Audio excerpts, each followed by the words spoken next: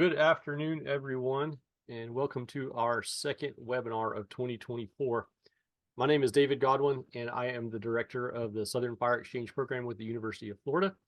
And from our Southern Fire Exchange team, I'm joined today by Elliot Nauert with NC State University. Today, we're excited to feature presentations by Rick Gillam from the US EPA, as well as Pete Lahm and Dr. Sim Larkin with the USDA Forest Service. Collectively, they'll be talking about smoke, air quality, and the fire and smoke map. Briefly, I'd like to share a quick little bit of information about the Southern Fire Exchange. SFE is a regional program for fire science delivery in the Southeast. We're a collaborative among the University of Florida, Tall Timbers Research Station, and NC State University. We're sponsored by the federally funded Joint Fire Science Program, and we are the southeastern branch of the nationwide Fire Science Exchange Network. Working with our network of partners, we develop programs, opportunities, resources, and events like this one that seek to bridge the divide between the fire science and natural resource management communities. We have over 100 of our past fire science and management webinars recorded and posted to our YouTube webinar archive. These recordings are great resources for your own professional development, for RT 130 refresher courses, and even for online classes.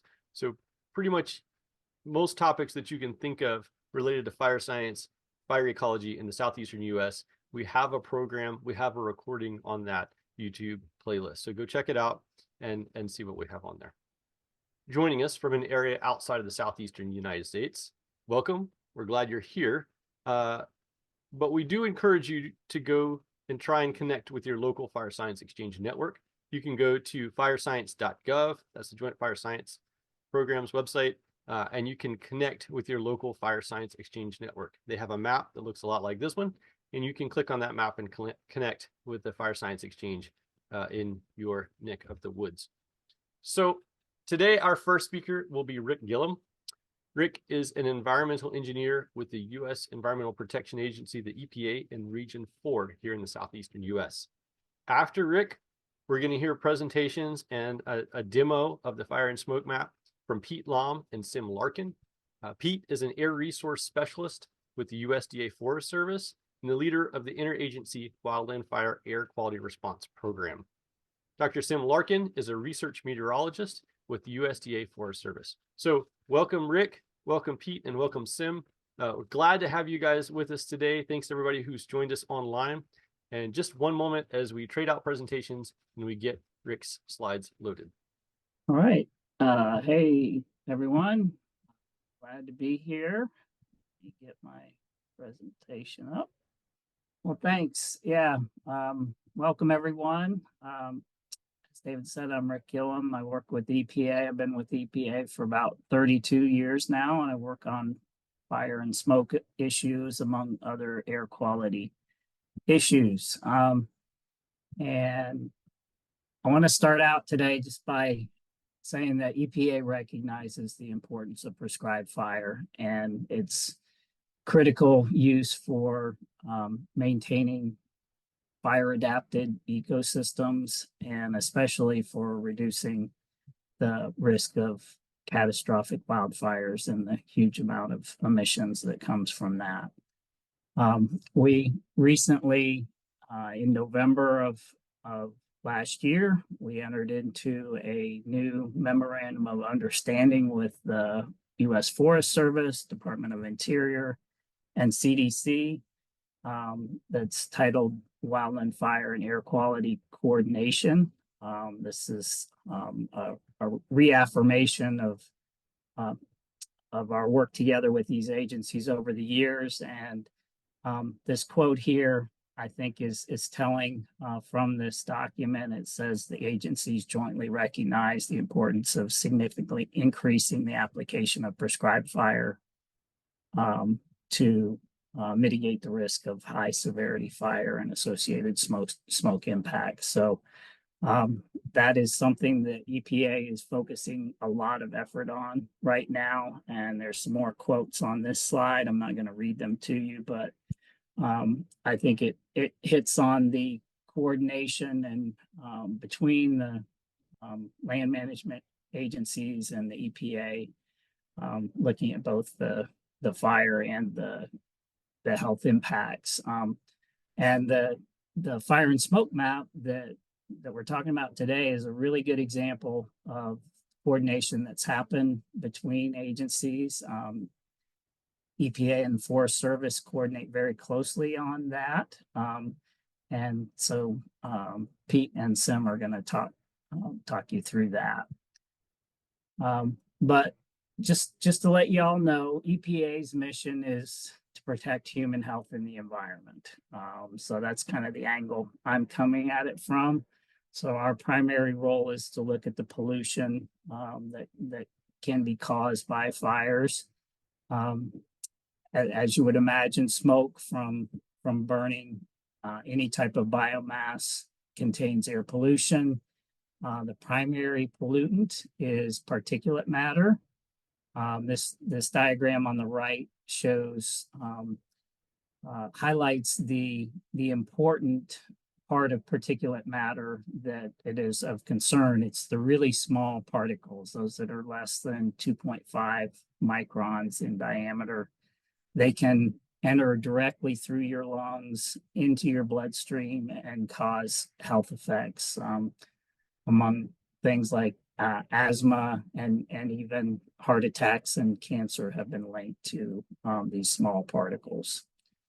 So EPA has got a wealth of information on our website about what folks can do to protect themselves from smoke from primarily wildfires. This is targeted at.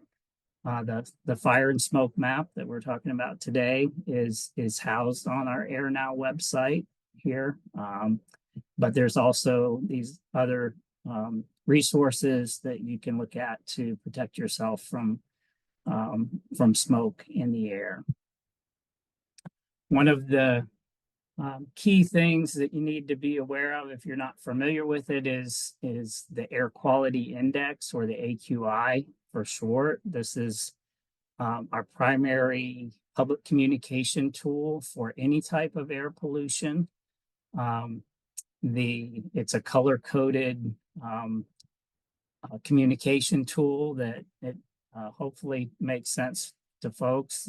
Green means good, red means bad, purple and maroon even worse. But just kind of remember that this is built into the fire and smoke map to display what the current air quality conditions are. And then other key thing to note here is that there are values, numerical values. These aren't normally displayed, but anything above 100 or the orange, you can see that's the cutoff between the yellow and the orange. That is the cutoff of the air quality standard for the pollutant of concern. And so for the fire and smoke map, the PM is the primary pollutant of concern. So anything that's orange or above would be higher than the short-term air quality standard for PM 2.5. So quickly, I just want to cover a few other points before I hand it over to Pete and Sim. This map shows, as most prescribed burners would be aware, that most of the prescribed burning happens here in the Southeast. There is a need to expand that throughout the country, especially in the West, to help with the wildfire crisis. I've got a couple maps here to highlight data from our national emissions inventory on PM. One of the key things to be aware of is that wildfire and prescribed fire smoke make up close to half of the total PM emissions in the United States from all sources. These maps show on the left, there's a density, an emissions density map that you can see that the emissions density is much higher in the West, and that's primarily due to the large wildfires they've been having. On the right, you can see the number of acres burned, and you can see that's somewhat comparable, but most of that is prescribed fire, and that's demonstrated on these maps on the next slide here. The red is wildfires, the green is prescribed fires, and the size of the circles gives you an indication of the amount. So on the left, you've got area burned by state, and you can see there's large areas in the west that are burned primarily wildfires. Here in the east, similar amounts of area burned if you look at it cumulatively, but it's almost all prescribed fire. And you can see on the right, the emissions are much lower in the east from those prescribed fires than the emissions in the west from the wildfires. Here's another image that illustrates that. This is taken out of the NWCG smoke guide that our colleague Pete Lahm helped to coordinate. But this just shows the green line here is wildfire emissions. The blue line is prescribed fire emissions. You can see there's a dramatic difference in most situations.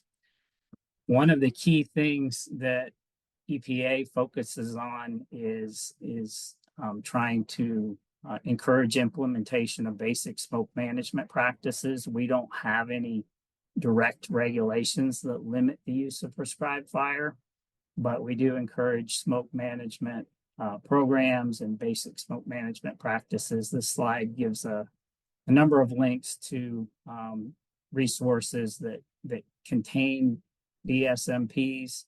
I wanted to highlight a couple of the ones with the red boxes around them, monitoring the effects on air quality and sharing the airshed, coordinating the burning that's occurring. The fire and smoke map that we're talking about today is a great resource to help with those. And so you can use the map to help with when you're planning your burning and whether you decide to burn or not on a given day.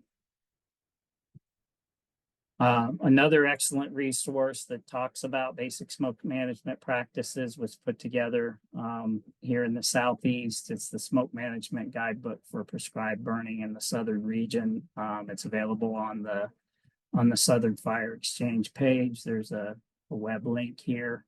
Encourage you all to look at that if you haven't seen it. And lastly, I just wanted to highlight some of the coordination activities that we've been doing for a number of years now. About 10 years ago, we started having what we call Southeast Prescribed Fire and Air Quality Smoke Summits, where we pulled together representatives from air quality and forestry agencies from our states here in the Southeast.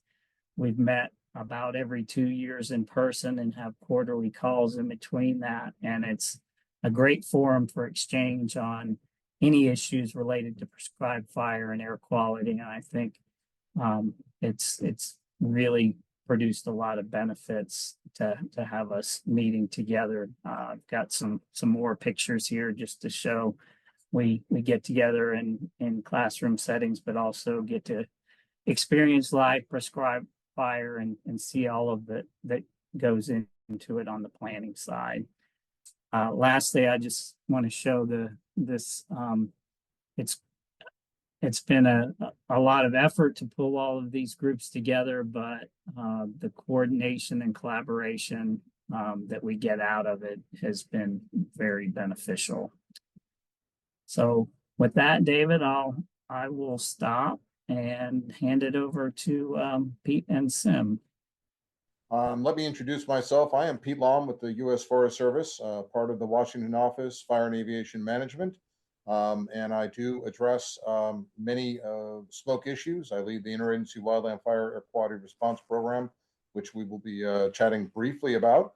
But most importantly is the focus on today, the fire and smoke map. And part of that smoke summit that was discussed by Rick a moment ago, we came up with this idea that let's talk about this in the application for prescribed fire. So we'll proceed on that, and we will explain how this could provide some information, actually supporting basic smoke management practices in a variety of ways, and then also understanding what your impacts are when there's fires out there. Next slide. So this is very much a joint effort of EPA and Forest Service. It definitely meets the mission of EPA's Air Now effort, communicating about public health impacts of air pollution.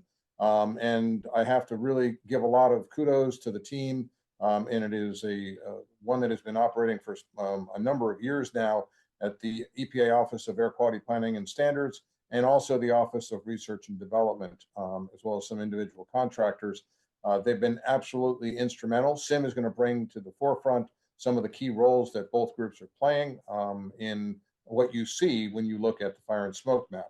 On the Forest Service side, as mentioned, the response program, which was recognized by the Dingell Act in 2019, but the critical groups moving this forward: Forest Service Research, SIM, Larkin, who we'll talk in a moment, from the Air Fire team, and then also Stuart Ilson, University of Washington, and others in partnership within the Forest Service, really bringing the mechanics of this forward. Hence, SIM popping up and helping us through that in a couple of moments. Next slide. So what were the objectives? Several years ago, we started seeing a lot of smoke. And a lot of that was wildfire. And Rick set us up very nicely, showing some of these really kind of longer term, high levels of smoke around wildfires in the West. And we had a fire and smoke map concept with EPA for a number of years before, but it was time to revisit, time to revamp and kick it in gear. So how do we get air quality information that is absolutely critical during to the public health and individual response to smoke during wildland fires? And so this map was seen as a mechanism for doing that. And it was also the novel place in this pilot effort of bringing together multiple types of air quality monitors and sensors. And the low-cost sensors at the time was the terminology. And we have an array of sensors, and we'll talk a little bit about that in a moment.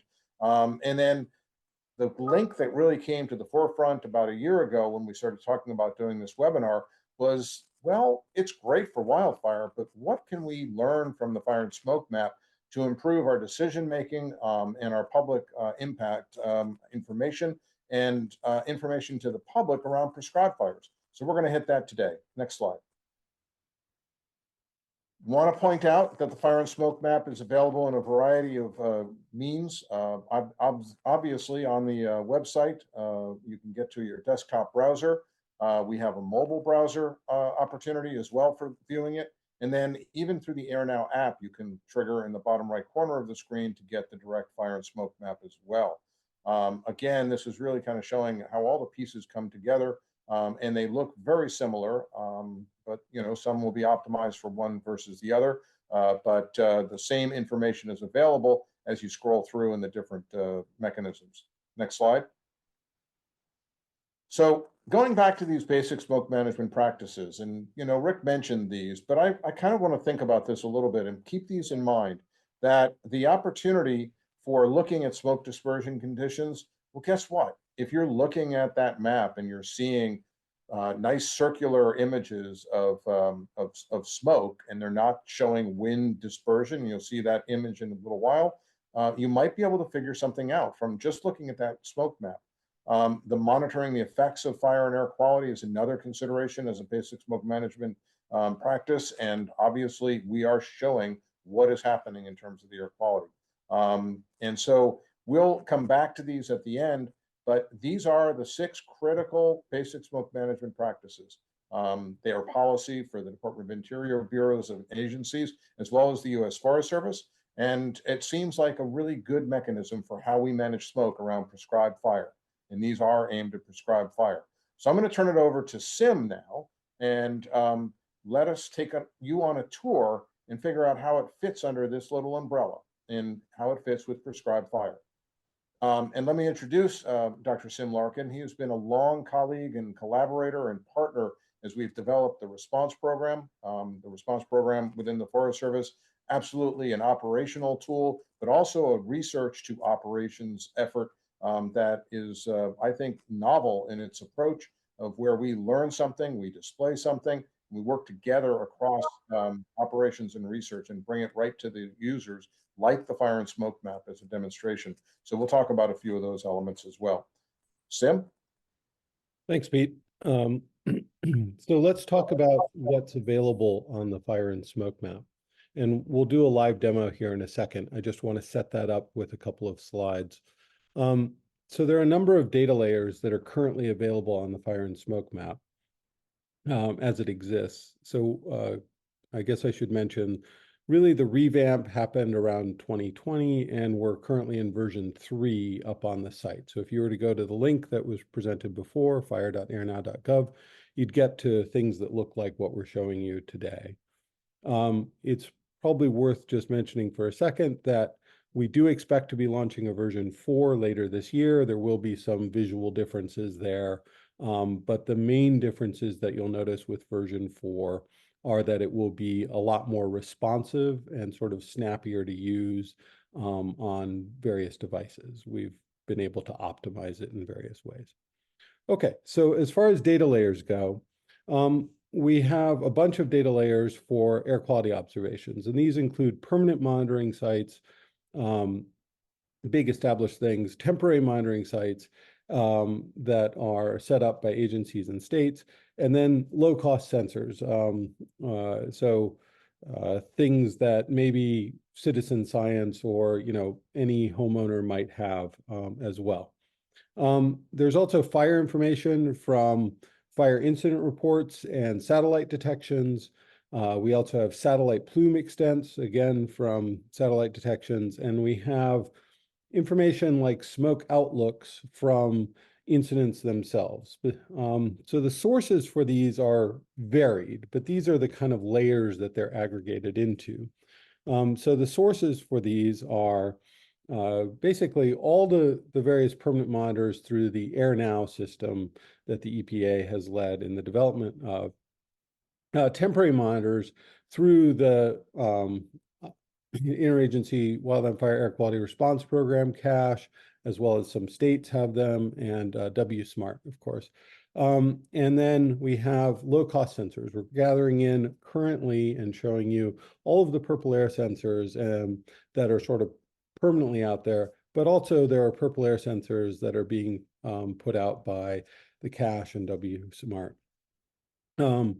Fire information is coming from the National Interagency Fire Center. We've got locations and perimeters, and we have satellite detections that are aggregated through the NOAA hazard mapping system, but really they use every satellite detection platform out there. So MODIS, VIIRS, GOES, et cetera. And the smoke plume extents, those are also coming from this NOAA hazard mapping system. And then finally, we have those smoke outlooks from the deployed air resource advisors that are working on the incidents. Okay. It's worth talking for just a minute about the types of observations that you can get for PM 2.5. So I mentioned that there were permanent monitors, right? These are established installations with known maintenance and siting, et cetera, usually quite expensive and have very good data associated with them. And this is just a picture of a random one from Jefferson County. Temporary monitors are usually rather large things like EBAMs that are put out by professionals, et cetera. And then we have these air sensors, which may be put out by trained professionals, but may also be put out by a homeowner who has purchased one and wants to know what the air quality is in their plot of land. So those really vary in terms of both siting and maintenance, but there are a lot of them. Where there are about 1,100, 1,300 permanent sites, there's something like 14,000 purple airs out there. So it's it's more than a factor of 10 higher, and they're growing at a very fast rate. Okay. On the map, we display these things differently so that you can get a quick sense of what's what. And so circles represent the permanent monitoring sites. Triangles represent the temporary monitoring sites, and then these little squares represent the low-cost sensors. If there's a smoke outlook in the area, that will be represented by a box, and you can gain information about that. And you can also see this sort of grayed over smoke plumes where those are occurring. So that should just a little guide to what we're going to look at. Let's go actually look at it. Okay, here, escape. Okay, so I'm just going to hit refresh so that you can see exactly how we would come into the map. So when you come into the map, it takes a few seconds to initialize, and then it will geolocate you to wherever you happen to be. Now, for me, since I'm in Seattle, this would normally be showing up as Seattle. I've kind of tricked the map here into thinking that I'm in Atlanta, which is why we're zooming in there, but it seemed more appropriate for this webinar. Okay, so it's going to geolocate and zoom you in, and you can see some of these things like there's a number of circles, right, representing those permanent monitors, and there's a number of little squares representing those low-cost sensors. All of the air quality currently is reading good, and we'll get to exactly what that means in a second, but you can get a quick sense that the air quality is pretty good at the moment. And over here on the left, just sort of peeking out of the corner, you can start to see a little bit of a smoke plume extent from the satellites. Now, one of the things you can do is you can zoom out and sort of get a better sense of what's going on here. So you can start to see, as you zoom out, more and more sort of satellite detected smoke plumes, and you can see that they kind of follow this pattern of having kind of a point that then balloons out at the end. And that's a good indication of how they're being created. So they're usually sort of more of a pointy end, and that's where the fire is, and then they're sort of dispersing outwards into more of a sort of circular end as they go downwind. You can see some of the things here. There is a satellite detection. That's what this little circle is here. And if we just kind of zoom out a little bit more, you can also see these other bigger fire things. Those are known incidents, but we can zoom around and we can zoom back in, kind of get a sense. This is an area where a little bit heavier smoke has been detected by the satellites. It's worth noting that in this area where we see this heavier smoke being detected by the satellites, there's a low-cost sensor saying that the air quality is just fine in that neck of the woods. And that's because the satellites are looking down through the entire column of the atmosphere. And so when you look at these satellite plumes, it's important not to think of them as being ground effects, but to be thinking of them as sort of overall smoke somewhere in the atmosphere. It may be that they're impacting the ground, in which case you're going to see them showing up as different colors in the air quality index scale from those ground observations. But in this case, my guess is that those plumes are aloft. So if you were in Palm Coast, you could look up and probably see them, but they're not really affecting the ground concentration very much. So we can see, a number of different things going on, and you can kind of scan around. So this is getting back to that sort of situational awareness. What's in the air, what's around you, what's the overall level of impact. But one thing that's important here is that the map isn't good for just looking at the overall picture, but if you click on any of the items on this map, you should be able to get more information, particularly if you click on an air quality observation. So let's just look at this one as an example. So here we have Lake City, Florida. It's a permanent PM 2.5 monitors. It's reading in the good range. And the overall AQI on this nowcast scale, and I'll explain that more in a second, is 15. But the nowcast AQI is kind of a standard that the EPA uses to represent kind of a multi-hour estimate of what's happening to the air, trying to get at kind of a daily thing, but being a little bit more responsive to to the actual, sort of hourly measurements that underlie here. You can see on this dial that, we're way down on the AQI scale. There's something called trend here that's reading green, and there's a link to actions. But you can also just kind of zoom down by flicking your mouse or on your phone. And you can see all of these items with more explanation. So here's that dial again. You can see we're well down into the green range. And the actions for good are that, don't see or smell smoke. It's a good time to open windows or go outdoors, right? So if this was a higher monitor, you'd see more actions to take. The trend is trying to use measurements from sensors that are happening more rapidly than permanent monitor measurements in order to give you a sense of what direction is that overall AQI number likely to head. So in this case, it's saying it's pretty stable. We're sort of sticking around in the good range. We'll look at an example, hopefully, where that's not the case in a minute. And then if you continue on, you can get to a time series of everything that's happened over the past 7 days or so. And you can zoom over this and see the exact measurements at any given hour. And again, this is that nowcast AQI time average, which is sort of a multi-hour average. But you can also get access to the actual hourly data here. And then you can sort of get more detailed information about the monitor, site, etc., as well as, disclaimers, etc. So that's the kind of information you can get from a pop-up on a permanent monitor.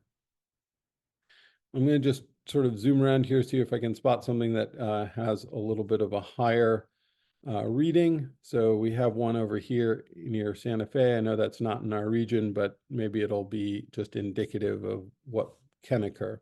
So this is a square now. So I expect this to be a low-cost sensor. And yeah, and so here's one where it's reading in the unhealthy range, PM nowcast AQI of 171. Remember, anything over 100 is going to involve some sort of, recommended actions, etc. So let's go see what those are. In the unhealthy, keep outdoor activities light and short, go indoors if you have symptoms. Sensitive groups, consider moving all activities indoors, right? Go indoors to clean air if you don't feel well. So you can gain actions. And this is really the point of this map, which is to be able to give those directed actions to the public. And we can see here that in the recent history, that really this has happened very recently. It's only been the past few hours where these high values have been occurring. Mostly the air quality conditions in this area have been quite good. And so you have this spike in hourly, but because it's a low cost sensor and it's transmitting its information up to the web all the time, we're able to give you even sub-hourly measurements. So here's the 10-minute measurements. And the reason why this is important is that these measurements are more responsive to what's happening right now than the nowcast AQI or the hourly measurements.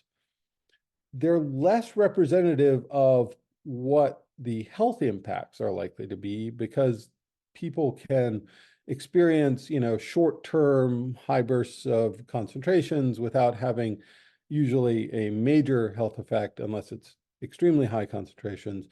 So that's why the nowcast AQI is used, because it's more related to sort of the health impacts and what you might want to do in a more representative sense. But this 10-minute data can give you a sense of really what's going on. And what we see here is that whatever the event is starting to sort of tail off, it looks like. So that's useful information if you're trying to judge where things are headed in this neck of the woods. Okay. Yeah, so going back down, you can see a couple of temporary monitors here, those triangles. Going back down here. If you click on a fire incident, you can see information about the name of the fire, the size of it, etc. If you click on a satellite detection, and often these get aggregated, you could find out exactly which satellite it was that detected it and when it was detected, if that is useful to you.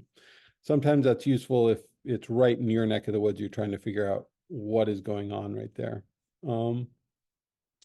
But in general, that's a little bit of a tour of the map. Yeah, so Pete, do you want to continue on here? Sure. So one of the things that was mentioned early on was the inclusion of information from air resource advisors. Air resource advisors are trained smoke specialists that are part of incident management response teams that go out on large wildfires. And so the smoke outlook, if you were in that box that was shown earlier, you'd see a banner that would say, hey, there's information about a smoke forecast, which could go out several days and help you live with that environment with the smoke from a significant wildfire.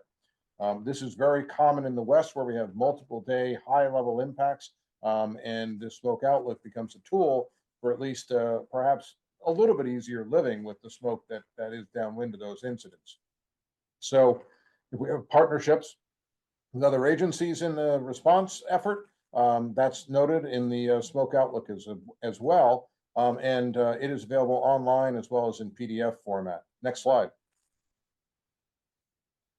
So Sim, why don't you take this one, because this was a really important point. So there are a number of maps out there, including, Purple Air itself puts out a map that is, has a lot of information. It's quite good. And so there's a question as to, why would you want to use the fire and smoke map over other maps? The fire and smoke map has really been created to try and do a couple of things that make it a little bit unique. So first of all, it's designed to try and get that overall sort of public health and action messages to out to the public in a hopefully understandable way. That's its primary goal, but it's also trying to do that with all the available data. And in order to make that work, a couple of things had to happen. There was a lot of effort that was done primarily by the EPA's Office of Research and Development to analyze how these low-cost sensors, the purple air sensors, work and respond to smoke, and then to sort of create a correction factor that enables the nominal readings from those sensors to be very comparable to the permanent monitors that you see. So all of the data that we're putting up on the map has been run through these sort of quality assurance, quality control steps, and then through this correction factor system in order to try and make it all mesh together well. Where even though the predilection of particular sensors or whatever might nominally give you a value that's a little bit different, in this case, we're correcting for that and trying to give you a coherent looking experience to give you sort of a unified view of what the air quality conditions are. And by doing so, you're kind of getting the best of two worlds. You're getting the best of those regulatory monitoring sites, which are, the most accurate measurements we have. You're also getting those temporary sites that are sort of an intermediate scale measurement that are being put out in order to measure things for communities that don't have a good measurement system and that might be affected. So they're being put out in sort of a rapid response mode. And then you're getting all of these sensors, air sensors, and the sheer scale of those air sensors in combination with the known quality of the permanent regulatory monitors is what makes the fire and smoke map a useful tool to get that coherent picture of what the air quality is doing across the landscape. The timing of the data that you're looking at on the map, if you're trying to use this for a smoke management purpose, needs to be understood a little bit. So you know, minimally, we're updating the back end and getting new data every 15 minutes from every source we have. Some of the sources we're doing that every, minute. But the fact of the matter is that not all of these sources are updating themselves every 15 minutes. So satellite fire detections, they depend on the satellites themselves. MODIS, for example, updates, a couple times a day, whereas GOES and other things can update, every 5 minutes potentially. And those are being processed through the NOAA hazard mapping system, which is typically updating routinely throughout the day, takes a break at night, then updates routinely, throughout the day again the next day. But the data may be, an hour or two or old, depending on exactly how that processing is happening. The fire incident reports that we get, the fire perimeters, et cetera, those may update, once a day. Fire perimeters may only be available for a fire, from a few days ago. So we try and display when all the information is from on the system, so you can see that, but just be aware that in terms of the sort of fire information, there's more of a delay than there is for the air quality information. For the air quality information, I tried to sort of explain this as we went, but we're relying on this nowcast AQI time average, which is a multi-hour average. And that's because that's what's been most reliably associated with the sort of health effects and the things that we care about from an experiential point of view. But if you're trying to use the information from a management point of view, you may want to look under the hood a little bit, look at some of the hourly data or even the sub-hourly data that's available from the sensors to be able to tell you, what's happening just in the past little while. And we are pulling that 10-minute data all the time. So, if you're looking at something, it should be within the last 10 minutes that you can see the last 10-minute average. So, hopefully that gives you a sense of, why you might want to look at different pieces of this for different purposes. Okay, Pete, you want to? Sure. And so in the terms of prescribed fire, there's a number of questions that come to mind. And in Sim's last slide, it was very interesting. If you think about the temporal display, you light a prescribed fire, it lifts off, you have the smoke dispersing, it will go downwind, and there may be a sensor or a monitor downwind. And so the first ones that will show potential impacts, if they're on the ground, is absolutely the sensor because of its rapidity of updating information. And it will also show, which was kind of the demonstration a few moments ago in the exploration on the site, that it went up and then it went down, really characteristic of prescribed fire. And so it literally can help you understand what's happening downwind of your area and what those impacts are doing, or even the potential accumulation of multiple burns contributing to that smoke downwind. So it gives a user a real tool to understand how the smoke is moving in the environment, not just the smoke plume at the higher levels, which again, HMS is that picture looking down through the system. So, if you're really close to a sensor, you're going to probably have some higher numbers, and that's something to keep in mind.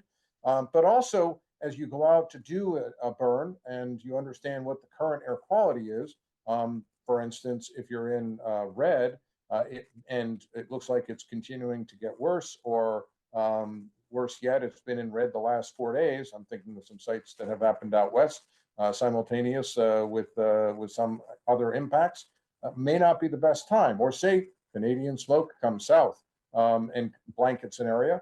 That may not be the optimum time to put more smoke into the air, forcing those levels higher. So it gives you a picture of what is that air quality, one of the basic smoke management practices we talked about earlier, understanding the conditions. And we want to, see the smoke move. And so that's really critical in kind of minimizing the effects on public health. So also, if an area has been, a community has been hit for a number of days, which would be showing up in that hourly data that Sim was showing you, it gives you an idea of, oh, well, let's see, the wind is pointing in that direction. Maybe that community may be a little bit more sensitive to smoke versus a slightly different wind direction, which might take it away from an impacted zone. So some of those principles could be applied as you utilize for prescribed fire. You could even also take screen images after you've ignited your fire and after the prescribed fire has gone through, so you understand what those impacts might have been. Just like the example was shown in Florida a couple of moments ago, lots of prescribed fire going on, smoke plumes happening out there, all well above the ground, getting great dispersion and going and not affecting anyone, which truthfully is one of the great images that we have from the Southeast. And this map kind of shows that the system works. Smoke management programs, decisions on the local site, et cetera. And we're not seeing dramatic impacts like Rick showed those big red circles out west for wildfire impacts in the difference. So this tool allows that difference to be shown. Sim? Thanks. So that's I think we're going to move into questions here. I just want to say that we have a number of links in here. I imagine this presentation will be posted somewhere, and sort of say thank you. This is our contact information, and we're happy to take questions. I do want to say something about the links real quickly, Sim. I'm going to go back 1 second, and then we can go hit the questions. I haven't seen too many questions.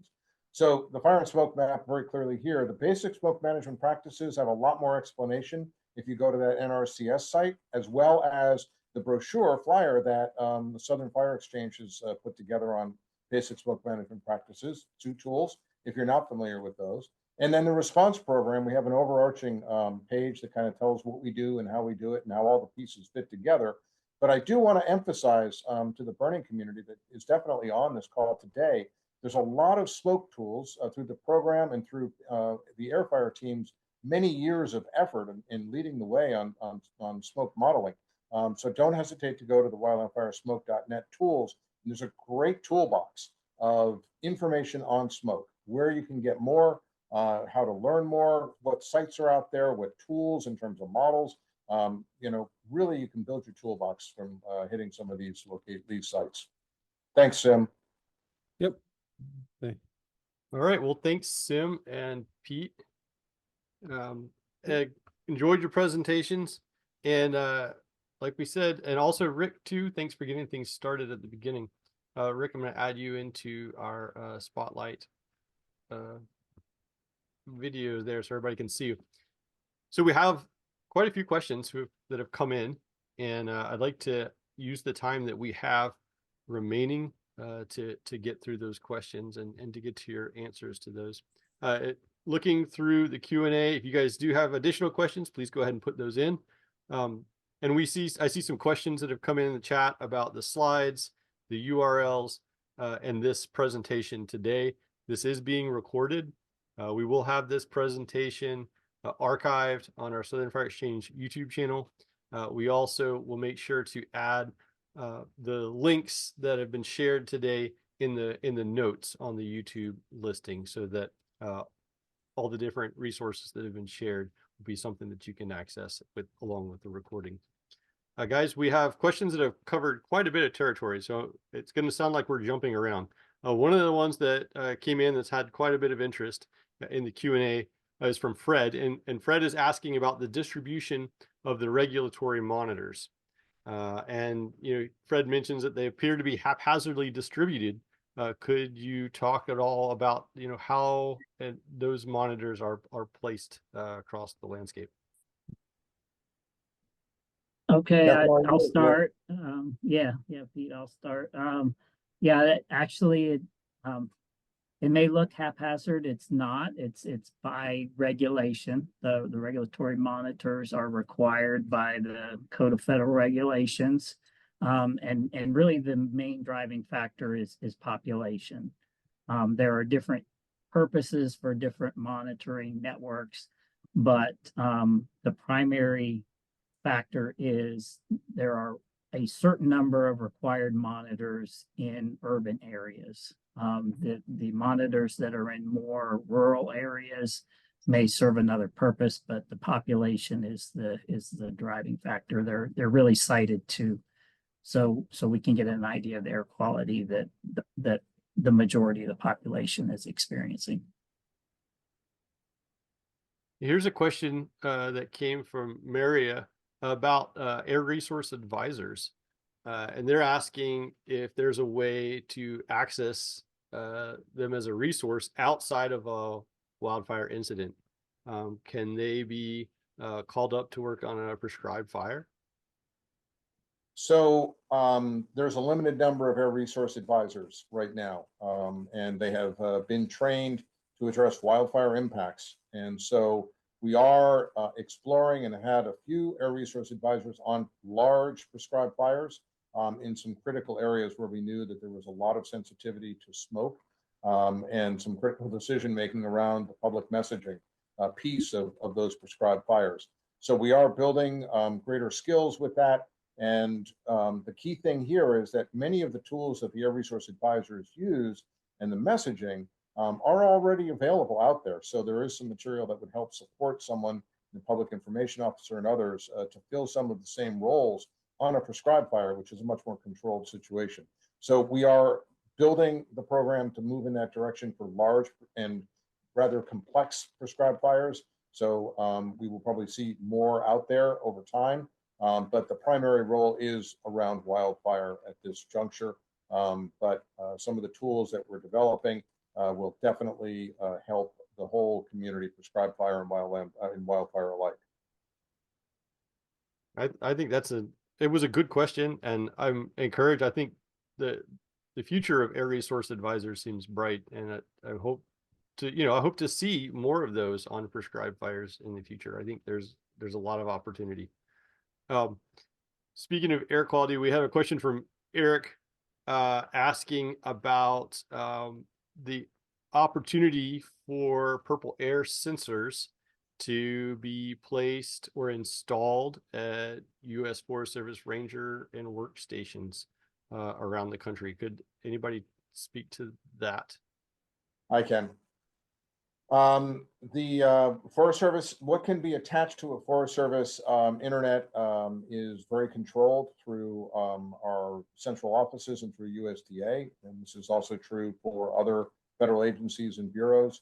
And previously, it had been looked at because it requires information flow, like Sim said, very rapid. It is frequently accessed in both directions in terms of the information flow. So it was limited around fire camps and that kind of emergency Wi-Fi system. It's not a problem. But there has been some discussions on allowing purple airs in districts. So stay tuned, I guess, is what I would reply back. And we'll see how that plays out. Okay. Here's a question. I'm seeing a hint from the folks that I thought I had hope with. And the answer is we probably won't see them in districts for a little while longer. Thank you to my partnerships of folks in the Forest Service sending me personal messages, listening to this show. We had a question from Rocco about the smoke plumes, the HMS plumes that are depicted on the fire and smoke map. Rocco's asking if there's anything that can confuse their language, the satellite, into thinking that a plume is smoke when it might be something else. There were some other comments earlier, people asking about fog. Could you talk about that product that's overlaid on the fire and smoke map? Yeah, so if you're trying to determine a smoke plume just from a satellite, you can, of course, get confused by the smoke looking like smoke and clouds looking similar, or smoke and fog looking similar.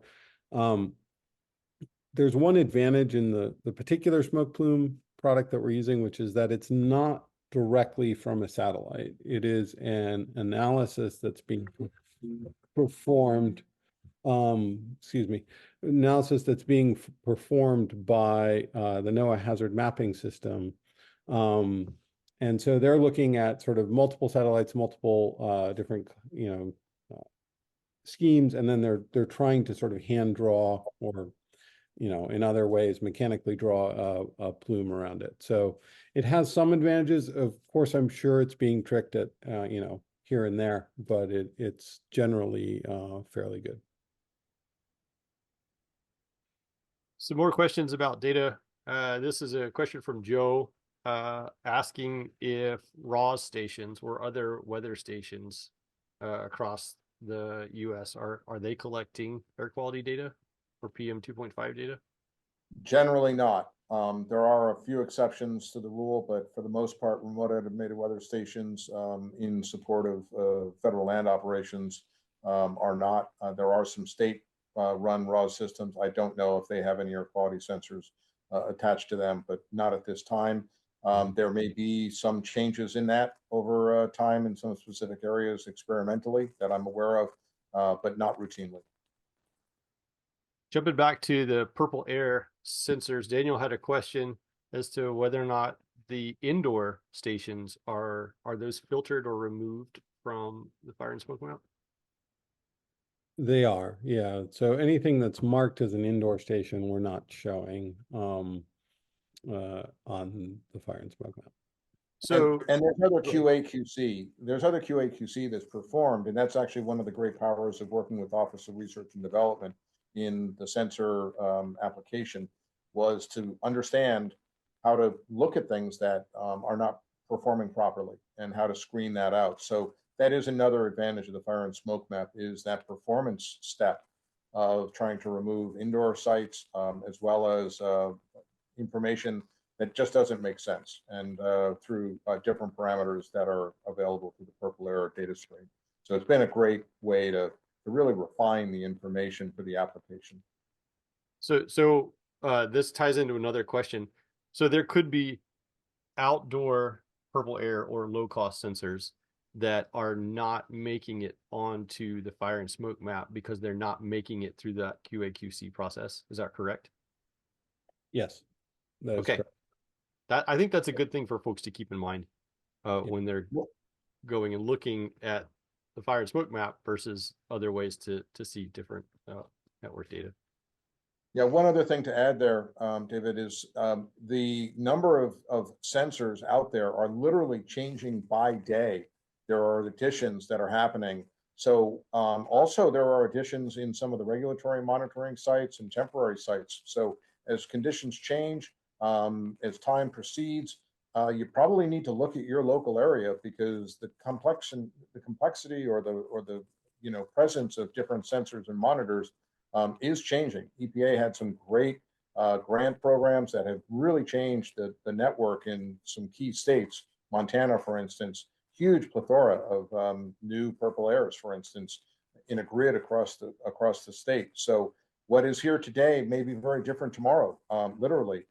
So when you go to burn, it makes sense to go look what's the monitoring scenario in your local area where your smoke may be going, and understand what's happening. So and that presence, because someone could respond to seeing that in terms from the public, and you would be well armed to be able to respond and say, hey, it's a sensor and this is very frequent information, or it's a regulatory monitor and it has very high quality, very trustworthy information as well. So those are some of the differences in the data that makes a difference as a prescribed fire practitioner. Mm-hmm. So a lot of interest in ozone in some places. We had a question from Thomas. Is ozone part of the fire and smoke map? And any thought on it being part of future generations? Yeah, I guess I can take that one. So it is not part of version 3 that is currently up there. There has been work done to try and let people know when ozone is high, that is currently being sort of decided upon whether that's going to make it into version 4. We're evaluating that. There's pluses and minuses there. The pluses is, of course, the additional information. The minus is that it's potentially more confusing. And then, yeah, but I think that the fire and smoke map is not going to be the primary source of ozone information in the near future. The question is whether we bring it in as sort of additional data to let people know when it's high. Yeah, this is Rick. I would just add that ozone data is available on the Air Now page on the map, on some of the maps that are there, just not the fire and smoke map. Yeah. Right. So if you're interested in that, you can go to some of those other mapping tools and see data on ozone in your area. Yep.